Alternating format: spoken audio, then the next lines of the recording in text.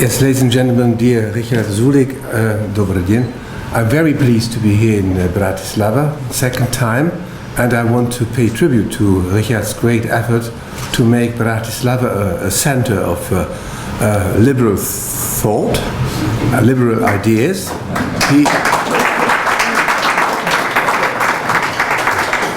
He knows that I'm very much what we call in German Mitteleuropäer, a man who believes in the center of Europe and the value of relatively limited countries or limited by their size. And I can always come to Bratislava with great pleasure to give the country the importance the country deserves. As my friend Momir Hampel knows as well, I go from time to time to Prague. You have a very strong man with Richard Sulik, a good representative, a rampart of strength, and a lighthouse of hope in Brussels, and he is a very promising candidate for grand politics in Europe.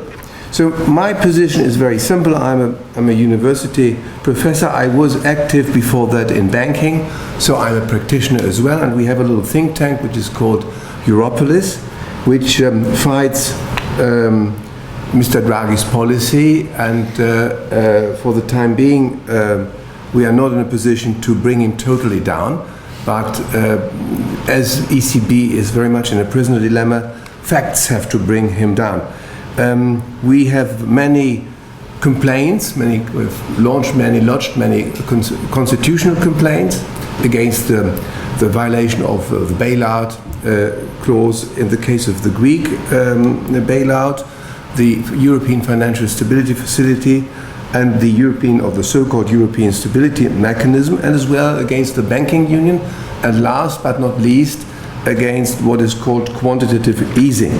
I will try to make a little presentation to do something professors are supposed to know or to do, to explain why ECB is bound to produce instability, and why a central bank which should support financial stability by its policy and by its institutional design will do absolutely the contrary thing. Now let us take a look at the institutional setting. ECB today is not only in charge of monetary policy, which is conducted in a very extravagant way, but is as well in charge of banking supervision. I've written many articles on that, because if somebody is in charge of regulating banks and supervising banks, the supervisor mainly supervises the risk. Is there too much risk in the balance sheet of a bank? If the person who controls the risk of banks and the risk in the balance sheets of the banks is on the other hand as well in charge of monetary policy and conducts a very risky monetary policy, this institution determines at least partly the balance sheet risk of the banks.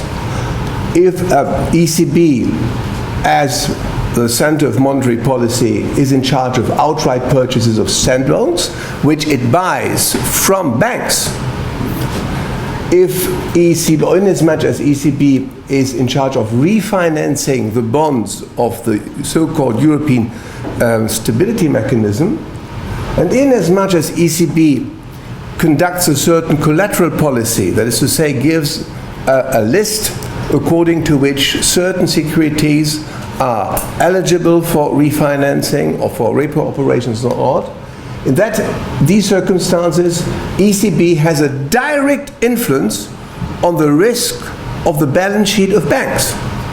So we are in a very, very strange situation. I will come to these policy instruments a little later, that ECB, by its extravagant, so-called unconventional policy, has impact on the risk of the balance sheet of banks, and on the other hand, is in charge of making sure that these risks will be ring-fenced by banking supervision. In my article in the famous German Journal for Liberal Thought, Ordo, I described this by one sentence. How can you set the fox to watch the geese? It's impossible to make the person or the instance, the institution in charge of monetary policy as well in charge of banking supervision. In this particular case, ECB has to be considered not as a national bank. In case it just collapses, the national taxpayer is in charge. No, ECB is an international, supranational institution in which Germany has as much voting power as Luxembourg. So let's take a little bit a look at what that means, this collision of interests in a case we all know. The Greek summer crisis, the Greek summer theater.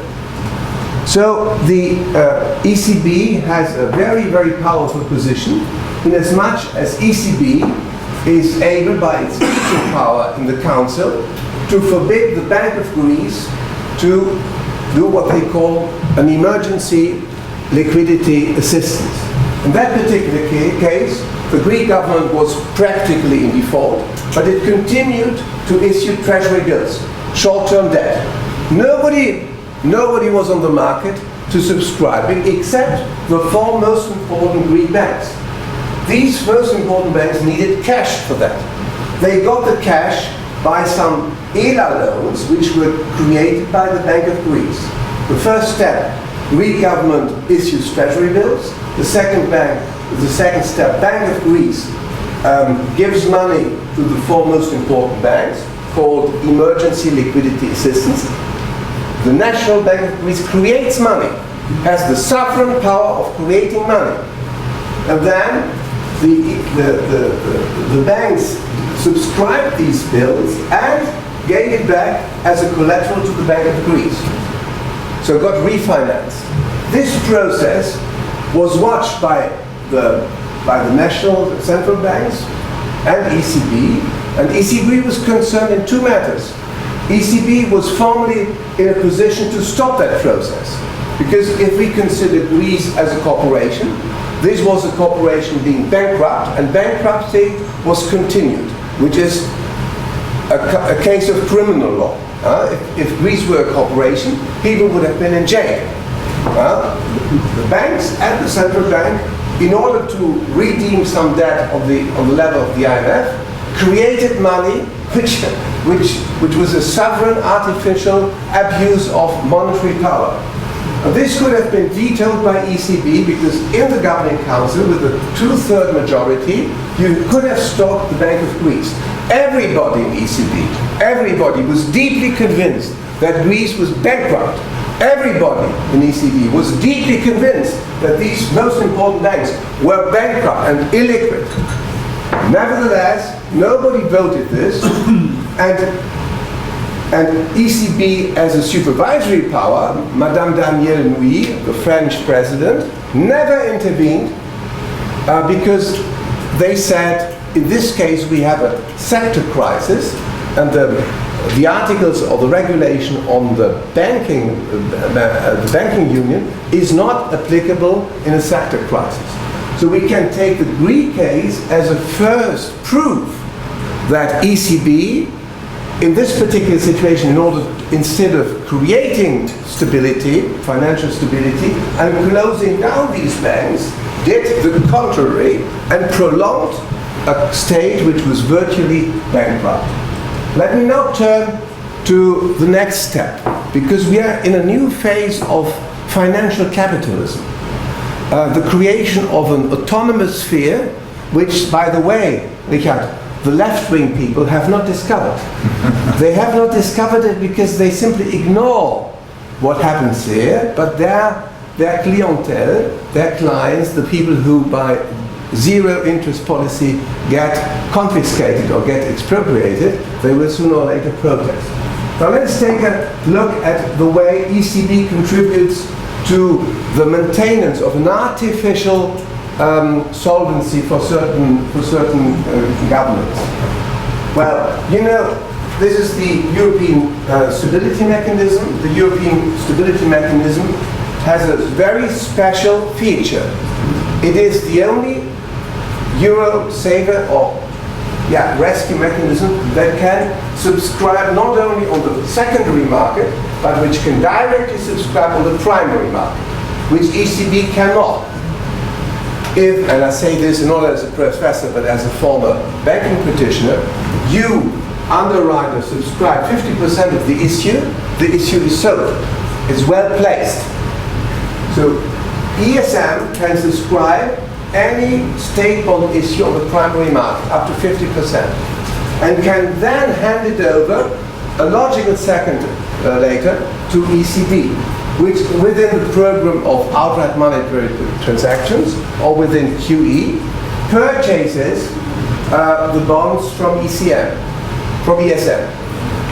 ESM can thereby help the Eurozone governments in trouble to get conditions on the market which are not market conditions.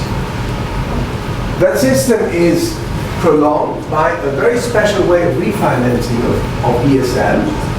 ESM, in order to be able to subscribe the state bonds under conditions which are not market conditions, has to get refinanced as well. They issue bonds as well. Who subscribe these bonds? The banks. Most of them banks. 90% of the bonds issued by ESM are subscribed by banks. The banks can turn them back to ECB or to the Eurosystem in the way of repo operations. They are all of them, all ESM bonds are eligible for repo operations. So this is even worse as a banking status for ESM, because thereby ESM has the great privilege of helping Eurozone governments to find in difficult situations funding on the markets at conditions which are certainly not market conditions. So let us take now the second step. Now this is the situation because we are now in a phase where not only we are very far away from national default or from fiscal default because money is so cheap, and despite that situation and the improbability that this system works or this system is applied, we have the public sector purchasing program as one part of unconventional policy, which means that month by month 60 billion euros are invested into public state funds. Only 8 million of that are shared as far as the liability is concerned. The rest is put into the national central banks. If we leave or stay only with that process, which has been started in March last year, we would have got within the end of the program in a situation where the Eurosystem holds about 1/4 of public debt between 6 months and 30 years. So that is to say, 1/4 of public debt is out of the market and in the balance sheet and is no longer traded. Because what is meant by purchasing or quantitative easing, you extract, you take the security, the state bond, from the market. And the trading volume is small. That's why most of the traders say, and most of the banks say, there is not enough paper on the market. The effect that will have on competition will be shown a little later on.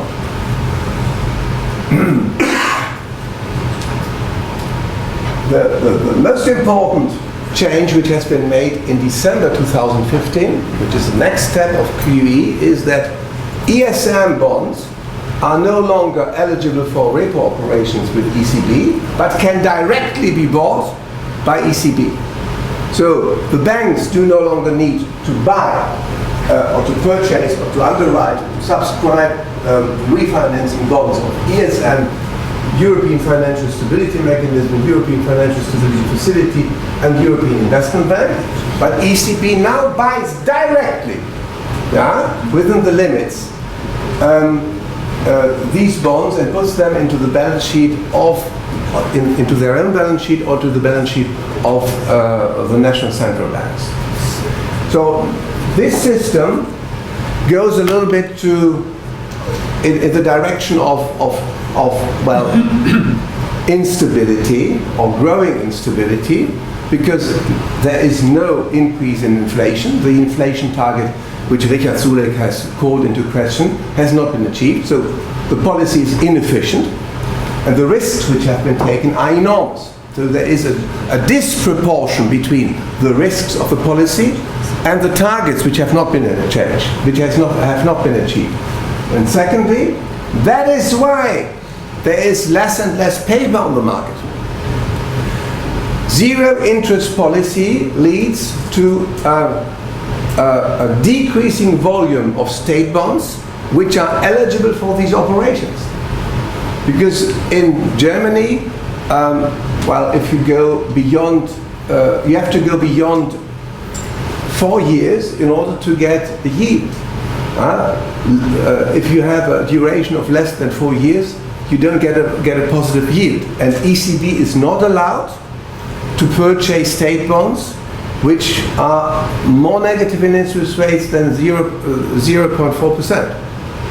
That's why the amount of state bonds which is still for sale, which is still is eligible for QE, is limited. And that's why in March of this year, ECB, in my opinion, this is an interpretation, launched another program called Corporate Sector Purchase Program,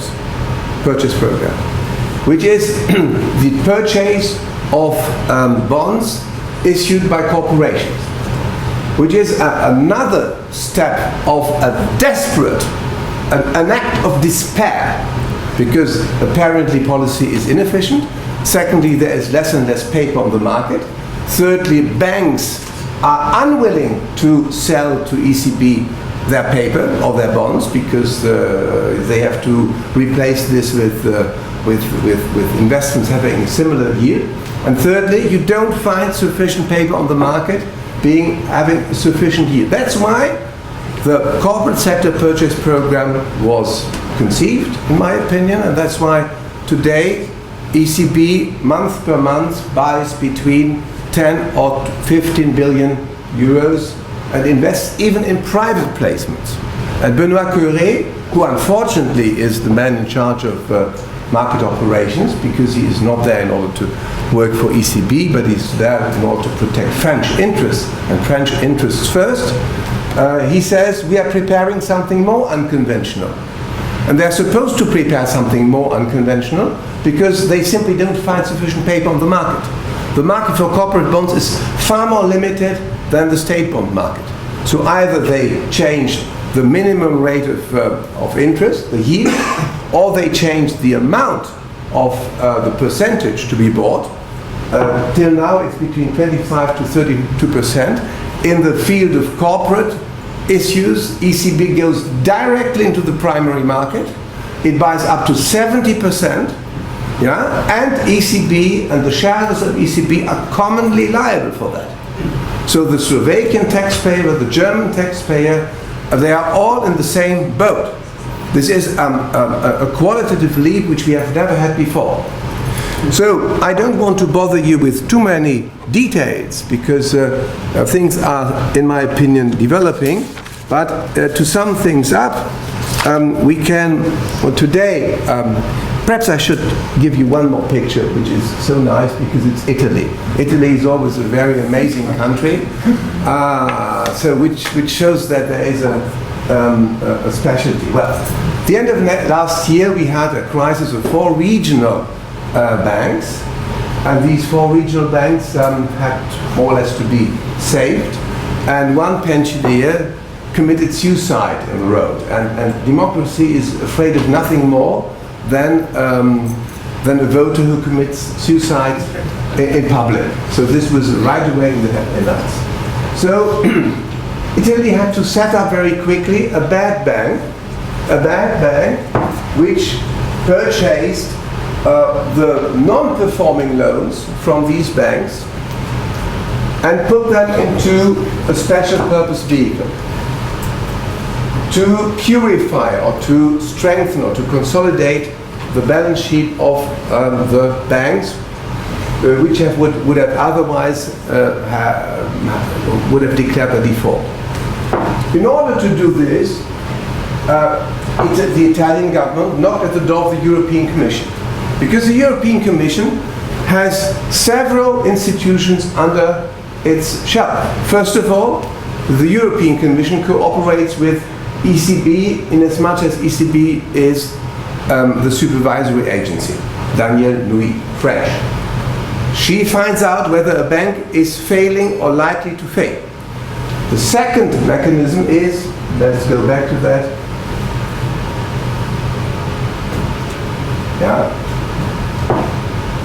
This is the single resolution mechanism. The single resolution mechanism, once you state that a bank is failing or likely to fail, takes over the liquidation of the bank. This is an agency under the responsibility of the European Commission. The head of this board is Mrs. König, and I've said to Mrs. König, who's the former head of the German supervisory board of our banks, you will be unemployed, you will never liquidate any bank. So in the case, and they have a fund, of course, because you cannot close a bank without putting some money in. So let us get back to the Italian situation. The European Commission, the ECB, are very concerned about the situation, and they are afraid of nothing more than a big bankruptcy in Italy. And of course some pensioners, some other pensioners, who publicly commit suicide. The idea of the banking union was to reintegrate banks into the market economy and to organize their exit. Now the contrary happens in Italy. The investment of a bad bank, the purchase at nominal value, is only possible by a guarantee given to the bad bank by the Italian government.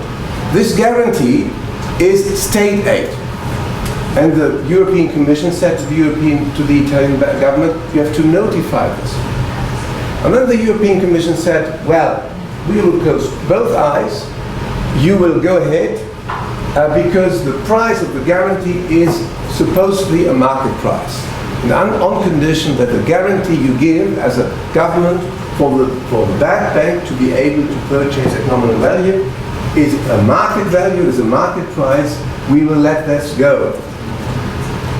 In the meantime, the European Commission has made it drastically clear that they will not allow the Italian government to recapitalize all the banks, because the 4 regional banks are only the beginning of a dramatic crisis. There are other cases like Banca Monte dei Paschi, which is one of the largest banks in Italy and which is very close to ruin.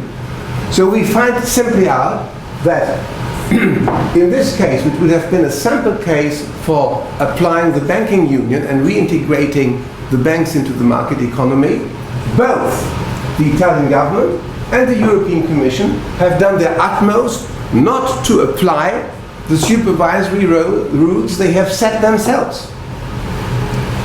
So that's why I think we are in a particular situation. That's why I think we need people as strong as Richard Sulik, because Brussels is out of control. Brussels does no longer stick to its own rules. So I see that my time is over, and I summarize. ECB is, as banking supervision, has replaced national bias by political bias. No bank will be resolved in the near future.